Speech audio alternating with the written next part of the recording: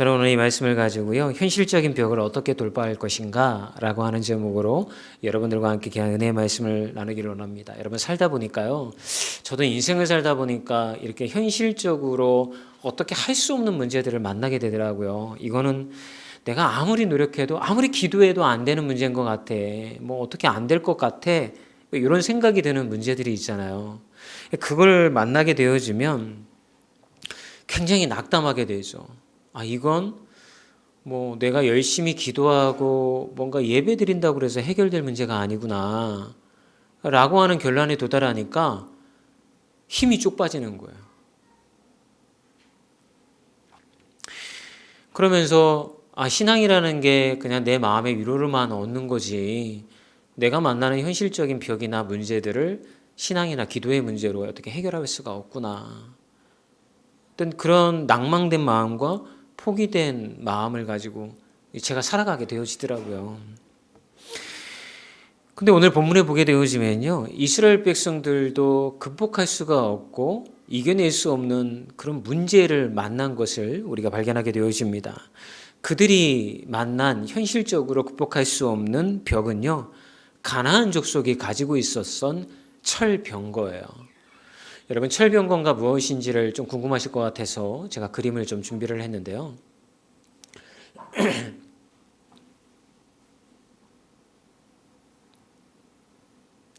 호흡이 빨리 맞지 않으면 이렇게 기다리는 이 시간이 좀 그런데요. 네, 아직 준비가 안 됐나요? 그 왜 영화나 이런 데 보면 그 모세라는 영화에서도 보시면 앞에서 막 말이 이렇게 끌고 가잖아요. 그리고 뒤에 마차가 하나 달려 있는데 이런 겁니다. 이게 철병거예요. 그런데 가만히 보시면 뭐 말이 끌으니까 속도도 대단하지만 그 옆에 붙어 있는 바퀴 옆에 이렇게 칼날이 나와 있어요. 그래서 이 철병거 부대가 쫙 줄을 서 가지고서 앞에 있는 군대를 향하여서 무리지어서 싹 이렇게 휩쓸고 지나가면요, 막을 길이 없는 거예요. 그래서 마치 이 철병거는 지금으로 치면 탱크나 전차 있잖아요. 그런 것처럼 고대 사회에서는 무시무시한 무기였던 거죠. 이걸 막을 수 있는 방법이 아무것도 없는 거죠. 그래서 사사기 1장 19절에 보게 되어지면 이렇게 얘기하고 있죠.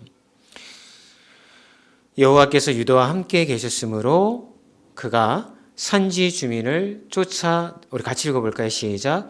여호와께서 유다와 함께 계셨으므로 그가 산지 주민을 쫓아내었으나 골짜기의 주민들은 철병거가 있으므로 그들을 쫓아내지 못하였으며. 이스라엘 백성들이 가나안 땅으로 들어가 가지고 전쟁을 벌이는데요, 산 위에 있는 그 가나안 족속들과 싸울 때는요, 그냥 게릴라전이나 부대와의 싸움이었기 때문에 쉽게 이길 수 있었던 거죠. 그런데 산을 벗어나서 골짜기로 내려와 평지에서 싸울 때는요, 그 평지에 있는 가나안 족속들이 좀 전에 보여드렸던 것처럼 이런 철병거를 소유하고 있으니까 게임이 안 되는 거예요. 가는 족속 지는 거예요. 그러니까 뭐라고 이야기를 하냐면 그들에게 철병거가 있으므로 그들을 쫓아내지 못했다라고 사사기는 우리에게 이야기를 해주고 있는 거죠. 여러분, 사실은 여호수아서의 말씀을 보게 되어지면 항상 여호수아에게 하나님이 뭐라고 말씀하셨어요? 내가 너와 함께 하니까 너 두려워하지 마. 그리고 나는 여호와의 군대 장관이니까 너희들 가나안 땅을 너희들에게 이미 하나님이 주셨어. 너희들이 전쟁에 나아가서 싸우면 다 이길 수 있어. 이런 말씀으로 함께 하셨잖아요. 그래서 이스라엘 백성들이 실제로 가나안 땅에 들어가서 전쟁을 다 이긴 것처럼 묘사가 된다고요. 그리고 마침내 여러분, 여호수아의 말씀이 마무리될 때에 모든 가나안 땅이 정복되어진 것처럼 우리에게 읽혀져요. 그런데 가만히 보게 되어지면 여러분, 아직도 정복하지 못한 땅들이 가나안 땅에 많이 있었다라고 하는 것입니다. 그 이유는 이 철병거 때문에 점령하지 못한 거예요. 근데 우리가 이 상황을 놓고 보면 성경의 독자인 우리는 이해할 수 없는 게 있어요. 왜 이기지 못하는 싸움에 이스라엘 백성들을 보냈냔 말이에요. 하나님이 주신 땅이라고 한다면 이스라엘 백성들에게 그 문제를 해결할 수 있는 능력도 주셔야 되는 거잖아요. 철병거가 문제이면 철병거도 이길 수 있는 무기가 이스라엘 백성들에게 있든지 충분히 그가 극복할 수 있어야 되잖아요. 그런데 하나님은 이스라엘 백성들에게 이 철병거를 이길 수 있는 무기도 제공하지 아니하고 그냥 그 땅을 주셨고 너희들이 이길 수 있다 이렇게만 이야기하고 계시다라고 하는 거라는 것입니다.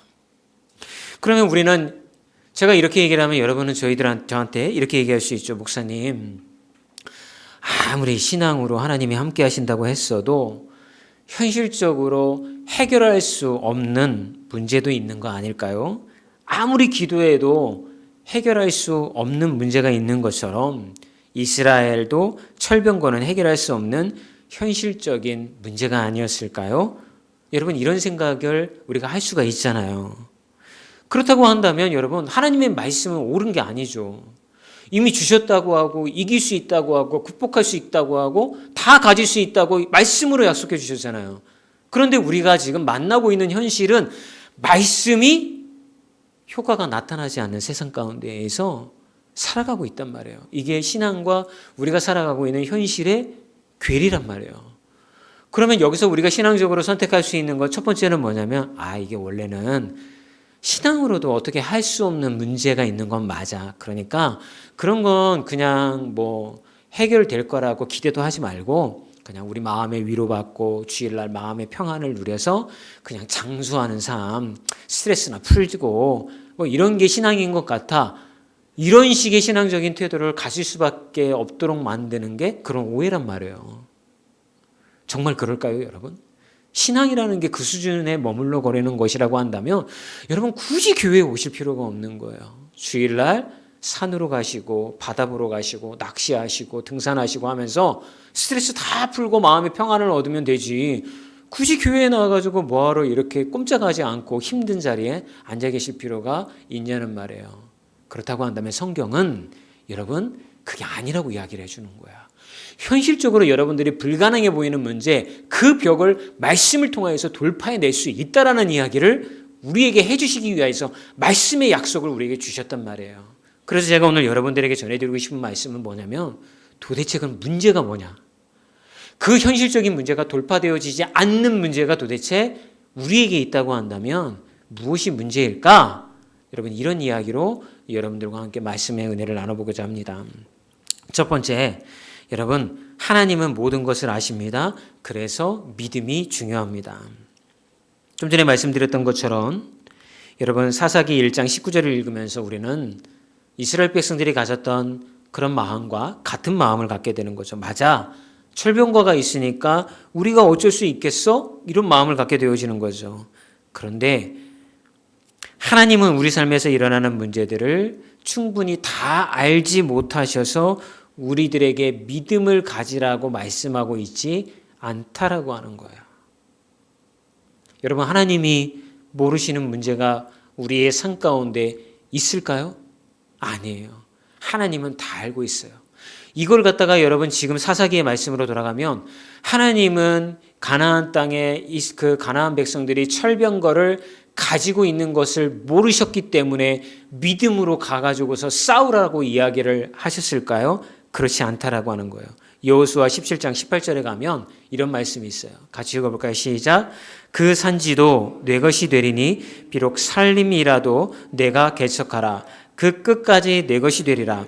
가나안 족속이 비록 철병거를 가졌고 강할지라도 내가 능히 그를 쫓아내리라 하였더라. 여러분 뭐라고 기록이 되어 있어요?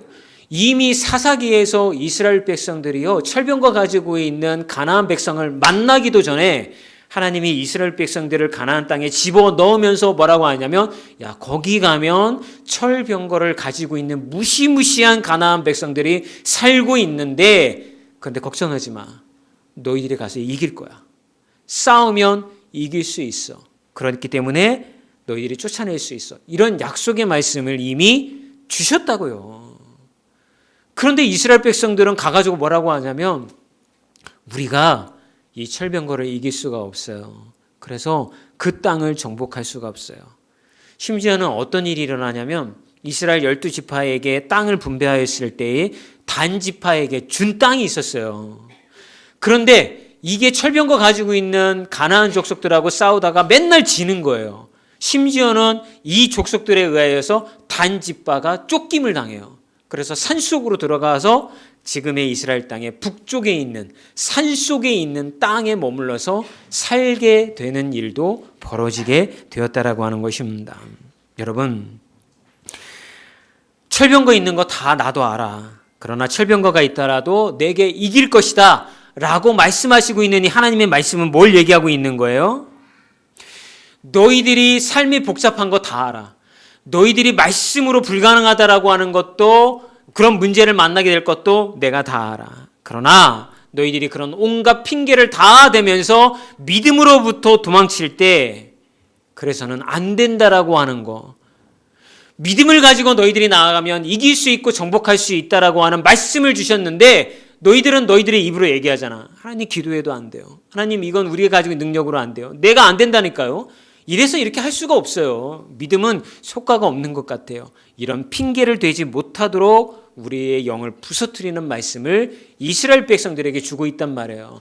그 땅에 철병거가 있었던 걸 내가 아는 것처럼 너희들의 인생에서 만나는 극복할 수 없는 그런 문제도 나는 다 알아. 그렇지만 너희들이 믿음으로 나아가면 너희들이 그걸 해결할 수가 있는 거야. 왜 믿지 않니? 왜 너희들은 핑계대고 있니? 왜 너희들은 도전하지 않니? 이 이야기를 하나님은 하고 계시다라고 하는 것입니다.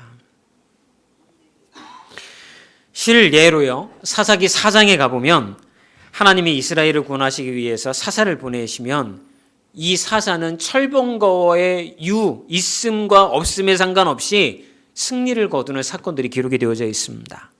그게 어떤 사건이냐면 드보라, 하나님이 보내셨던 사사였던 드보라와 그 다음에 이스라엘의 왕이었던 바락 왕이 가나안 북부의 군대 장관인 시스라와 전쟁을 벌이는 사건이 일어나게 되어져요. 그런데 그 말씀에 뭐라고 기록이 되어져 있냐면, 이 군대 장관 시스라, 가나안 족속의 군대 장관 시스라가 900대의 철병거와 온 국민을 동원한 군사들을 데리고 내려와서 이스라엘을 공격했다라고 하는 사건이 벌어지게 되어집니다.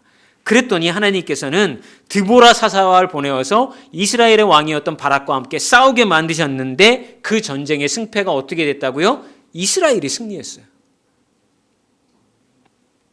여러분, 문제가 무엇입니까? 믿음이 현실의 벽, 극복할 수 없는 그 문제를 극복할 수 있고 그 문제를 해결할 수 있다라고 하는 충분한 믿음이 이스라엘 백성들에게 없었다는 거예요.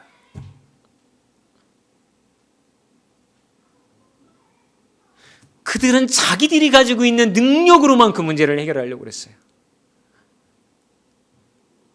주님, 돈이 없어요. 돈이 없어서 이 문제가 해결이 안 돼요. 주님, 제가 가지고 있는 능력의 범위 안에서 해결할 수 없는 문제예요. 그래서 안 될 것 같아요.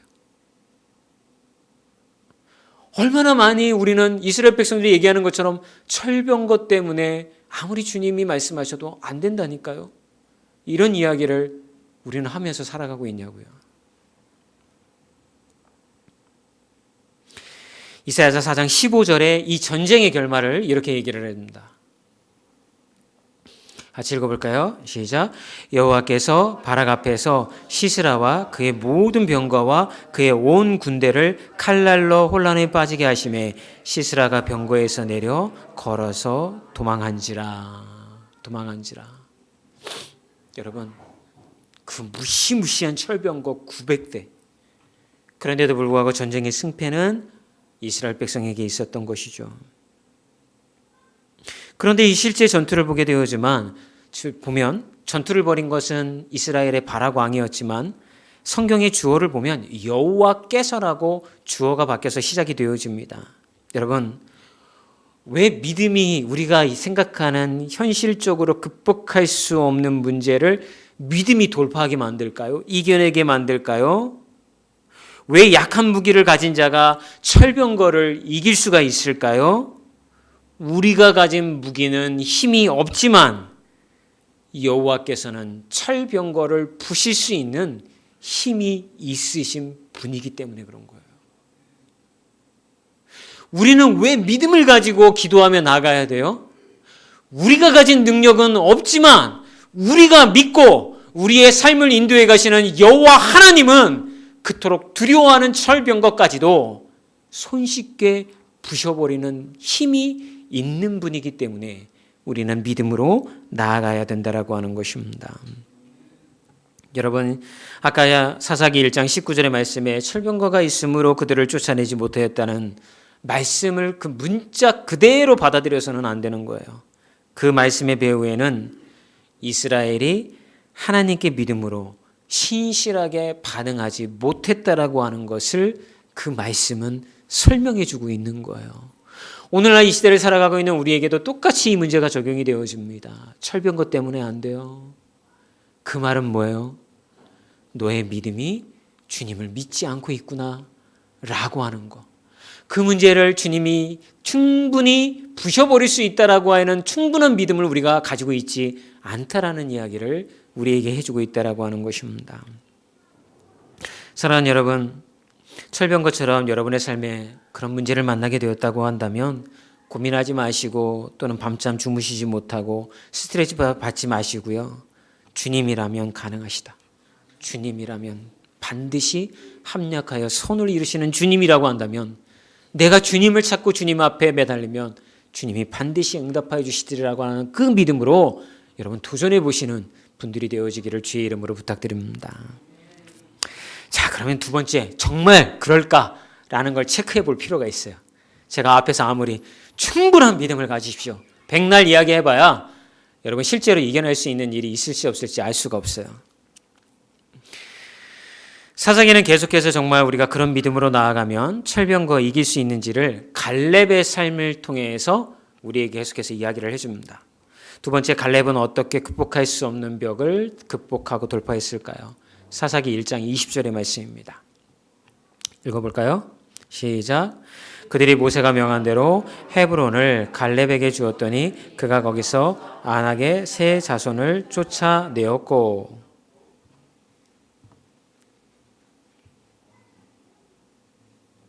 사사기 초반에 몇 안 되는 승전 중에 굉장히 돋보이는 그런 사건입니다. 여호수아 14장 6절에서 12절에 가면 이런 말씀이 또 기록이 되어 있어요. 한번 좀 길지만 읽어볼까요? 시작.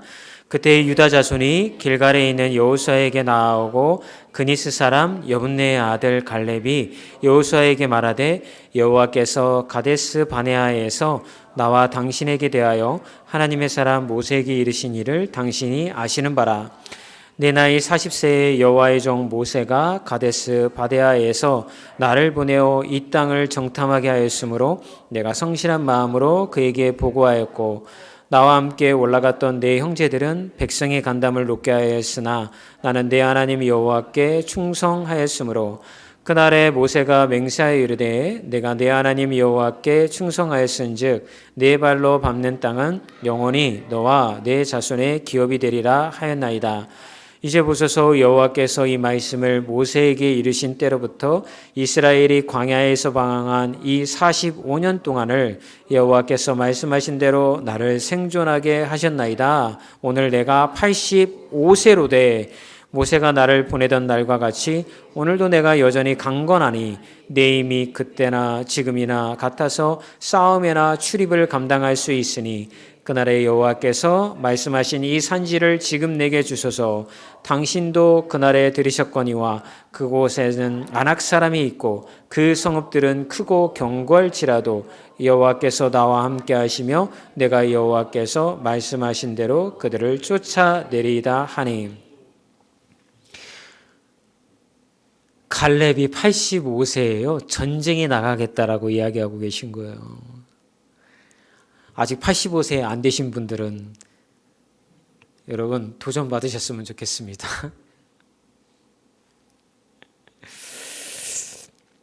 말씀 읽어보면 갈렙이 믿음 좋아서 야 전쟁 나가서 이겼구나 라고 그렇게 단순하게 이해하게 됩니다.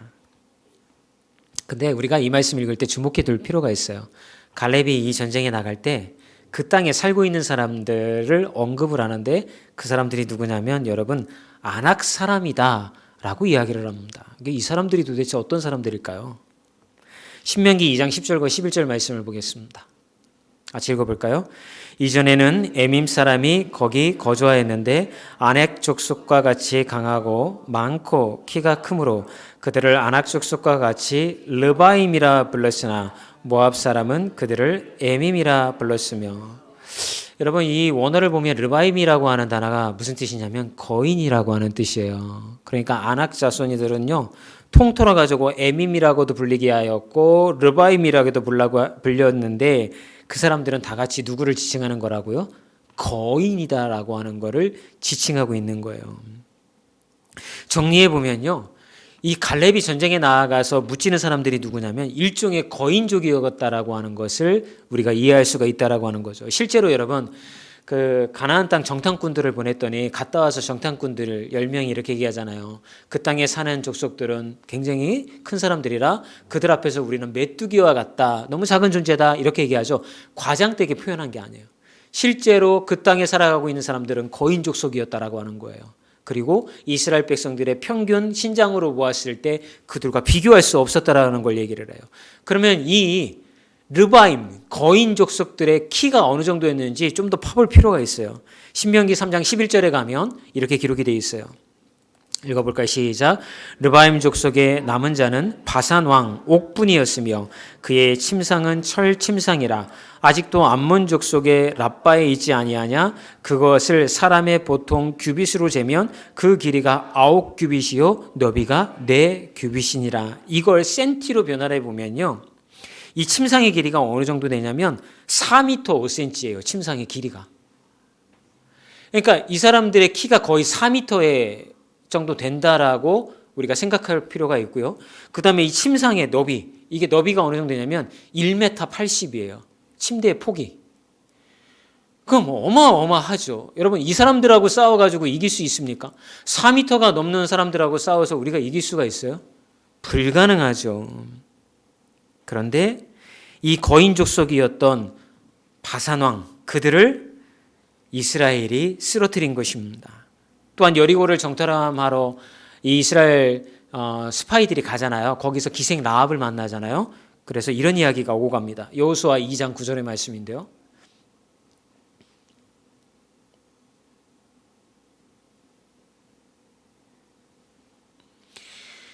제가 읽어드릴게요. 우리가 너희를 심히 두려워하고 이 땅 주민들이 다 너희 앞에서 간담이 농나니. 여러분, 여리고성은 농경을 주업으로 하고 살았던 정착민들이에요. 그러면 역사적으로 보게 되어지면요, 유목민보다 농경민들이 원래 군사력이나 힘이 더 세요. 그리고 요새를 지어놨기 때문에 이길 수가 없어요. 그런데 이 여리고성의 백성들이 유목민이었던 이스라엘 백성들을 두려워한대요. 그 이야기 두 가지 원인을 우리에게 이렇게 얘기해줘요. 여호수아 2장 10절입니다.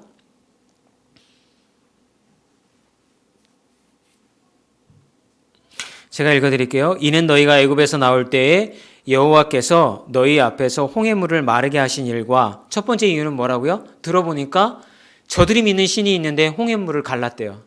두 번째 이유, 너희가 요단 저편에 있는 아모리 사람의 두 왕 시온과 옥에게 행한 일, 곧 그들을 전멸시킨 일을 우리가 들었습니다. 여러분, 아까 바산 왕 옥이라고 그랬죠. 그들은 어떤 족속이라고요? 르바임, 거인 족속이란 말이에요. 그 족속이. 그런데 자기들이 생각해도, 여리고 백성들이 생각해도 그 거인 족속을 어떻게 이길 수가 있어? 우리도 못 이기는데 생각했는데 이스라엘 백성들이 그들을 다 무너뜨린 거예요. 다 없애버린 거예요. 그래서 자기네들이 두려워하고 있다라고 기생 라합이 이 정탐꾼들에게 이야기를 해주고 있다라고 하는 거예요. 여러분, 성경에서 이 거인 족속을 갖다가 자꾸 등장시킨 이유가 뭘까요? 단순히 이스라엘 백성들의 역사 기록하기 위해서요? 아니에요. 하나님이 거인 족속을 등장시키신 이유는 하나님이 어떻게 이스라엘 백성들을 구원하시고 함께 하시는지를 우리에게 보여주시기 위해서 등장시킨 거란 말이에요. 그래서 오늘 본문이 전해주는 가장 핵심적인 메시지는 뭐예요? 거인족들은 항상 하나님의 백성에게 정복당한다는 거예요.